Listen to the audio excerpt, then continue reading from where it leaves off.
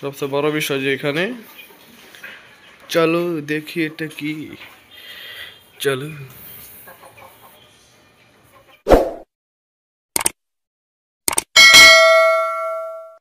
সবাই গায়ে সবাই কেমন আছেন? আসলে সবাই ভালো আছেন। আজকে প্রায় অনেকদিন পর খামারে আসলাম। আম্মা দেখতে চলেন খামার ঢোকা যা।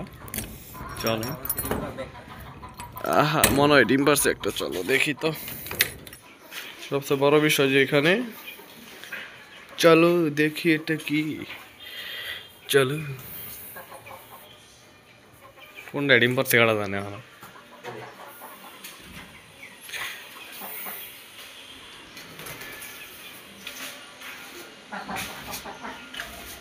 এই যে ডিমের মালিক এটাই নাকি ফাইটারের টিমিং ওয়ান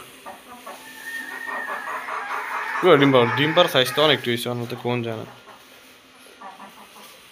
ফাইটারই তো মনে পাঠাচ্ছে সব দেখে সব থেকে 3 দিন পরে বুঝতে পারলাম ডিম পারতেছে হচ্ছে এই মুরগিটা, এই যে এই মুরগিটা। হ্যাঁ, কারণ আজকে দেখলাম এটাই বসে রয়েছে ডিম পাড়ার জন্য, পরে দেখলাম এটা ডিম পারলো। আর কোনো দেশি মুরগি এখন ডিম পারতেছে না। হ্যাঁ, মানে কোনো দেশি মুরগি ডিম পারতেছে না, বা এটা হচ্ছে ফাইটার মুরগি, একটা ফাইটার জাতের মুরগি। এখন হচ্ছে এটা ডিম যে দেশি মুরগির নিচে দিয়ে বসাবো, এখন কোনো মানে কোনো মুরগি নাই যেটা তলে দেওয়া বসানোর জন্য। মানে দেশি মুরগি একটা এখন মতো ডিমে আসে নাই, মানে ডিম পারে নাই, যে এটা মনে হচ্ছে ডিম পারবো, বাট দেখা যাক কি হয়। মুরগিগুলো সবাই এখানে ডিম পারে। দেশি মোরগ দিয়ে দেবো। হ্যাঁ, এই মোরগটা হচ্ছে ছোটো, আমার পছন্দ না। এখানে একটা ভালো জাতের একটা মুরগ আনবো, বড় সড়ো। মোটামুটি মুরগিগুলো সব সুন্দর আছে।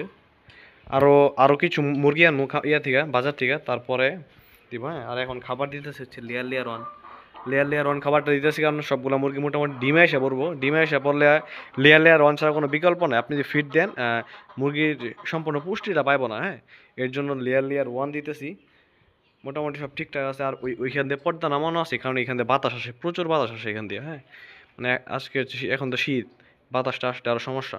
দেখতে পাচ্ছেন বাতাস কী পরিমাণ বাতাস, প্রচুর পরিমাণ বাতাস। আর এই সাইড দিয়ে খোলা রাখছি। হ্যাঁ, কারণ এই সাইড দিয়ে এখন পর্যন্ত কোনো বাতাস আসতেছে না। এটা এটা আবার বিকালে তুলে দিব, ওই সাইডে বিকালে নামাই দিব, কারণ বিকালে আবার ওই সাইড দিয়ে বাতাস আসবে। এই দেখেন মুরগিগুলো পুরোপুরি সুস্থ একদম। নিচে আবার এক ধরনের ফাইটার আছে আমার, ওইগুলো আপনার আরেক ভিডিওতে দেখাবো। দেখা যাক, এটা নাকি 30-40টা পর্যন্ত ডিম পারে। আমি দেখি কতটা পাই।